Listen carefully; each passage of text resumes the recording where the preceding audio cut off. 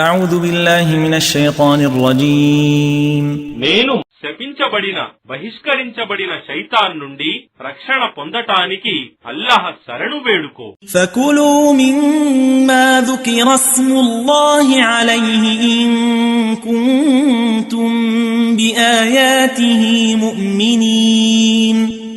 కావున మీరు ఆయన సూచన ఆయాతులను విశ్వసించేవారే అయితే అల్లాహ్ పేరు స్మరించబడిన దానినే తినండి.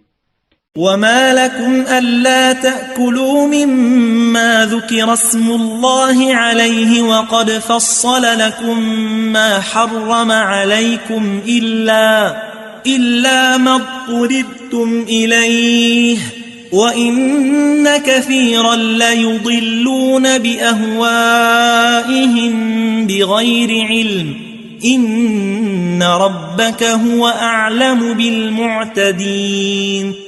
మరియు మీకేమైంది? అల్లాహ్ పేరు స్మరించబడిన దానిని మీరెందుకు తినకూడదు? వాస్తవానికి గత్యంతరం లేని సంకట పరిస్థితులలో తప్ప ఏవేవి మీకు తినటానికి నిషేధింపబడ్డాయో మీకు విశదీకరించబడింది కదా. మరియు నిశ్చయంగా చాలా మంది అజ్ఞానంతో ఇతరులను తమ ఇష్టానుసారంగా మార్గభ్రష్టత్వానికి గురి చేస్తున్నారు. నిశ్చయంగా నీ ప్రభువు ఆయనకు హద్దులు మీరి ప్రవర్తించే వారి గురించి బాగా తెలుసు.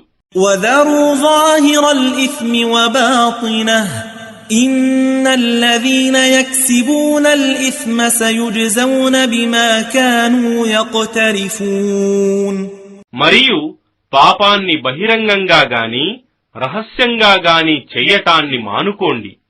నిశ్చయంగా పాపం అర్జించిన వారు తాము చేసిన దుష్కృత్యాలకు తగిన ప్రతిఫలం పొందగలరు.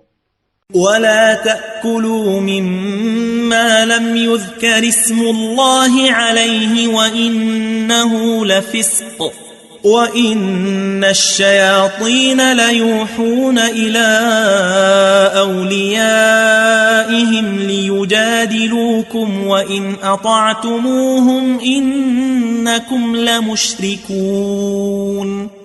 మరియు అల్లాహ్ పేరు స్మరించబడని దానిని తినకండి.